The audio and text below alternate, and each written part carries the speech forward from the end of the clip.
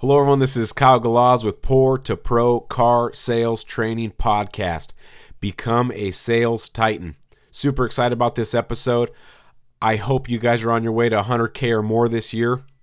The fact that you are listening to this podcast right now tells me you're ready to take your career to the next level. And remember, it's not a job. You don't have a job as a car salesman. You need to think of it as a career and that you are the CEO within the dealership. The sooner you start thinking like that, the sooner you're going to have more successes, promotions, more money, more, awards, number ones, posters on the walls, whatever it is. Make it a career first and become obsessed with your career and obsessed with the car business, and you will flourish immediately. Before I get into this episode, how to close deals and what exactly is a close, I want to give a couple shout outs to some loyal listeners.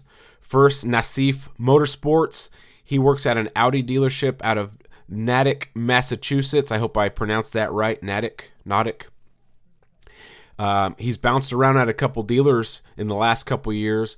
The first one he was at for a few years, they made some promises to him, and the dealership didn't live up to what they said they were. Then he moved on to a BMW dealership that was not what he expected after he started working there. Then he found an Audi dealership. Now, he'd give me credit, but I'm not going to take the credit because this man's working hard. He's trying to find his way. I wasn't there to sell cars for him, but just in a short few months of listening to the podcast, doing what I'm helping him do, he's already been promoted. Great job, Nassif. Excellent work. I also want to give a shout out to a new listener, Frank Beard. He works at a Honda dealership in Boise, Idaho. The man's killing it right now. As of the 12th of this month, he was already at 12 units. That guy's on his way to making 20, 30 grand at that pace. So great job, Frank Beard. People like Frank, people like Nassif that give me good feedback, motivate me to do the podcast to help even more people. My job as a sales trainer is to make the business better. I'm tired of people saying, "Oh, used car salesman." I don't like that, man. We are professionals. We make a huge amount of money, and we have a lot of successes, and we're really great people. But I want to change the public opinion about a used car salesman. So let's get into our episode, Season 2, Episode 4, How to Close Deals and What is a Close. First, I want to talk about what exactly is a close, okay? The old school trainers, old school salesmen are going to say that a close is, you got to use this exact wording and you're going to close your deal. It's not a trick sentence, okay? People are so smart nowadays. They have the power of the internet. And the car business has been around longer, right? Back in the 20s, 30s, 50s, car business has only been around for 20, 30, 40 years, right? Well, now car business has been around for over 100 years. People are onto it. So those old trick closes, hey, this particular sentence, use it. Go use this sentence. It doesn't work anymore. If you think a special sentence or a special close is going to instantly get people to start signing paperwork, then you're learning the wrong way.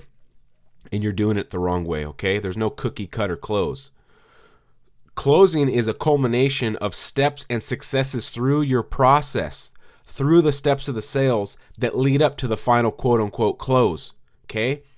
All those little successes throughout your process, all the way from the meet and greet to now you're sitting at the desk, all those nods, yes, from the customer, all those little closes that you did throughout the process, those little successes of convincing the customer to go to the next step, pushing them through the process, even though they may be reluctant, right? Those are miniature closes that condition the customer for the final money close, okay? I've talked about this in my other podcasts about holding gross. They kind of go hand in hand. Holding gross also starts at the meet and greet, okay? Now, what verbiages you use to close that particular deal is learned throughout the steps of the process, building a rapport. Remember, every customer requires a different type of close. Asking those questions throughout the process helps build a case. Remember, the more they talk, the more information they give without realizing they're giving it to you. Just like a detective when they're interrogating someone. They just got to get them to start talking. So they build a friend first. Hey, would you like some coffee? Can I get you anything? All the detective is trying to do is get that guy to talk, to figure out if this guy is the bad guy or not. Same thing with a customer, right? you're not doing an interrogation, right? We're not grilling these people, but we're setting up yourself for the final money close by getting information from them and using miniature closes throughout the process, getting them to test drive it, even though they may not want to. Oh, I'm short on time. No, you're not. No one comes to the dealership when they got 5 minutes. Okay, so you got to get them through those miniature successes / closes to the final close. Closing is more than just the trick sentence at the end. Okay, remember, don't try to wait to the desk to close a deal because it's too late. Okay, it's throughout the process. If you wait to the end, you're going to have to give up a bunch of money, or you may not even get the deal they want to think about it. Okay, so closing is a lot of different things, but there's not a cookie cutter close that I can say, hey, use this sentence, it's going to work every time. Build a case throughout the process, learn your customer, and then they're going to tell you without even knowing they're telling you how to close them, whether it's a payment thing, whether it's an out the door thing, whether it's a just get me approved thing, whether it's an interest rate buyer, whether it's a I may need a cosigner, I don't know, but the more questions you ask, the more information you're going to get. Okay, some customers say, oh man, I went to this other dealership and they only offered me $4,000 for my trade. I was totally offended. Okay, what's that tell you? They might be a trade-in, what's the word I'm looking for? Conscious. And so you're going to have to work the trade-in angle as your close as opposed to the interest rate or the money down, because the trade-in is their hot button, okay? That's closing, finding out what it takes to close them, not a trick sentence at the end. Okay, that was 6 minutes talking about what is a close. Now let's talk about how to close. Closing a deal requires that buildup, right? Throughout the process. Okay, I want to talk to you about the human being for a second.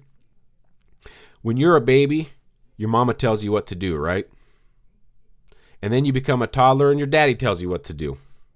Then you go to elementary school, high school, middle school. Guess who else tells you what to do? The teachers tell you what to do. And then you go to college and the professor tells you what to do. And then you get a job and guess who tells you what to do there? Your boss, your manager. Okay? People since the beginning of their lives have been told what to do. Okay? So when a customer comes on the lot, you got to remember that. They're coming to you because you're a professional, but you have to prove that you're a professional and you have to earn the final close. If you think you're just going to, go through the steps of the sale and not really care about it and not build the rapport, not do a good walk around and not do, a good demonstration drive, you haven't earned the right to close that deal and they're going to walk on you. Okay? So if you've done everything right and you stayed professional through the process and you built the rapport and you did all that stuff, then you've earned the right to close them down and tell them how they're going to buy the car. Now you have to disguise you telling them what to do as sometimes their idea, right? You got to let them think they're in control by saying, the A-B type closes. Were you guys going to finance it in one name or the other? That's an old Joe Verdi trick. Or both. Oh, we're going to do both. So you've got them a little bit more closed because you tightened it up a little bit. Now you know it's in both names. They've already mentally started buying the car. Who do you want to put on line one on the credit app? Who has the better score? Oh, my wife has a better score. Okay, we'll put her. That opens up the close to open up the credit app. Right? They're telling you. Okay, those little closes lead up to the final close. Now, where I was going with the baby mama, or mama tells the baby what to do, dad tells the toddler, is if you've done everything right to the final close and you're at the desk, they're looking for somebody to help push them to the close. Not by a trick sentence, but by, hey, you picked out the right car. I hope you like me, the me machine, the money close. We've talked about that in the other podcast. But remember, there's no trick close at this point. They've looked at you as a professional the whole time. You're taking them to the promised land, and you're telling them, well, let's get the credit app filled out. Let's get you the interest rate, and then I can show you some payments. And then you show them the payments, and they just feel compelled because you did everything right. Okay? Now, sometimes they're going to, squabble a little bit because the payment was too high or whatever the scenario is that they have objections. Objections are good. Okay, because you've done everything they wanted. You found the right rig, you built a friend, you got them a payment, you got them approved, you got them a great interest rate with the money down. They said the trade-in numbers fair from what they said, but they still want to think about something, or there's something there. When you get that objection, Good. Objections mean you're closer. Okay? The more no's you get from a customer, the more yeses you get. I know that sounds weird, but that means you're asking questions, you're trying to close, you're getting objections, and you're getting around them, so you're starting to get more yeses because you're figuring out what no's and what maybes and what think about it's. But remember, on the close part, you're going to come out and be convincing. If you just like the voice tone I'm using right now, I'm being very convincing because I believe in what I'm saying. You need to come out and be believable and convincing and put on the show. It's the Barnum Bailey effect, right? The greatest show on earth. Everyone can have a clown and an elephant and, whatever shows out there. But Barnum Bailey said the greatest show on earth. They're promoting how amazing they are. That's why they became the biggest circus in the U.S. They put the greatest show on earth. So when you're closing a deal, however you have to do it, whatever stuff you learned from that customer, their hot buttons to close a deal, you need to have the voice I have right now. It's convincing and professional, to the point, and they're going to do what you tell them. Because guess what? Their whole lives, they've been taught to do what they've been told. It's no different when you go to a doctor. We'll use me as an example. Back in 2008, I got in a horrific mountain bike crash, smashed my face up, got all kinds of scars, broke both arms, broke some ribs, woke up in the hospital 5 hours later. Okay? When the doctor came in after I woke up, did I try to argue with him, or did I doubt him? No, he came in and said, "Hey, Kyle, this is what's going on. You cracked some ribs. You busted up your face. We got you all stitched up. You're going to have to go to a specialist for this. You have a concussion," right? What did I throw some objections out there? No, because the way he was telling me was convincing. I don't know what was on my chart, right? He could have said there's a marble in my stomach. I would have believed him because the way he was saying it. So just the way you hear my voice right now, when you go out to close, you need to be professional and put on that closing hat. Because if you don't do it, someone else will. It may be another dealership, it may be your manager, it may be another salesman that wants half your deal because you can't close it. But if you use the tone I'm using, you've done everything correct, and you've listened to your customer and found the hot button to close it, when it comes to the actual close, you're not going to try to have to use some cheesy old liner that doesn't work anymore to close a deal, okay? You've done all the right work leading up to the close. You've earned that close. So go out, earn the close, do everything right. Listen to the podcast, because a lot of this stuff in this episode banks off some of the other episodes that I have. So I'm trying to keep everything under 10 minutes. This one was a little more important because closing deals is not a cookie cutter. There's no trick close anymore. If you think you got a trick close, it doesn't work anymore. Here's something that I do with customers that I'm closing all the time. It's such a reverse psychology.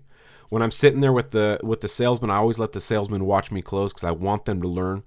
I'll throw this out there. Verbatim, okay? Exactly how I say it. I go, "Here's the thing, Mr. Customer. I don't have a trick close, some trick sentence that I can say and all of a sudden you're signing. I'm not that good. I wish I was that good." Okay? Pause. When I say that, their guard lowers so much that it gets a big smile on their face because I'm admitting that I'm not that good, even though secretly I'm using a backdoor to get into their brain to close the deal. So really, we are that good, okay? But when I say that, it lowers their guard. So then, okay, unpause. So the way we do business at this dealership is work ethic, sweat equity, and just trying to do the right thing to earn the customer's business. Because a lot of times customers say, "I want to go think about it." They go to another dealership that does everything wrong, rips them off on the rate, rips them off on the price, and then they buy it from that guy. Wouldn't you rather buy it from the guy that has no tricks and no special ways of closing you? We just use sweat equity, hard work, and just whatever know-how we got. That's the guy I want to buy something from. Whether I buy a couch or a TV, pause. I use that all the time. It lowers their guard. They feel compelled to look at the salesman and nod, like kind of, they don't say nothing, but they give that nod like, "Yeah, this guy's been doing a good job." And then they buy the car because they use that. It's a guilt. It's a reciprocity thing. You've done everything right, salesman and sales manager, and the numbers are fair. And yeah, you're right. I will go to another dealership and might get screwed over and buy the car and then regret it instantly. Those things go through customers' mind when you backdoor their brain, okay, and you plant those little seeds. So here's what I want you to remember from this podcast. Quick recap. What is a close? It's nothing trick. It's nothing a sentence can do. It's the whole entire build-up. Miniature closes, miniature successes, conditioning the customer to nod yes to you. Okay? What else is a close? Remembering that customers have been conditioned since the beginning of their lives to say yes and to do what they're told. If they meet somebody that's kind of got that authoritative figure without being upfront about the authoritative figure, because you don't want to be, a bossy salesman or a pushy salesman. You want to backdoor this professionalism, because remember, customers' guards are way up when they come visit you. So you have to build that friend, build the rapport. But those miniature closes help you with the final close. And remember, we have 2 ears and 1 mouth. Listen to those customers. They're giving you the ways to close them without realizing they're giving it to you. Okay? Don't wait to the end to try to figure it out. Well, what's it going to take to earn your business? You know what answer that is? A better price, a lower payment. Okay? But if you listen to the entire process, they're telling you what's going to close the deal. Interest rate, down payment, something in there, the trade-in value, the price, the pay, whatever it is. Listen to those things, and then you can bring those up in your close. Okay? If you have any questions, always let me know. I'm more than happy to help. I need you guys to find me on Facebook. Type in Kyle Galaz, Kyle space Galaz, and friend me. I like to hear success stories from you guys. I'd like to give you guys some shout outs. I'm proud of you guys for finding this podcast. Go out there, be convincing, be professional, and close some deals. Kyle Galaz out.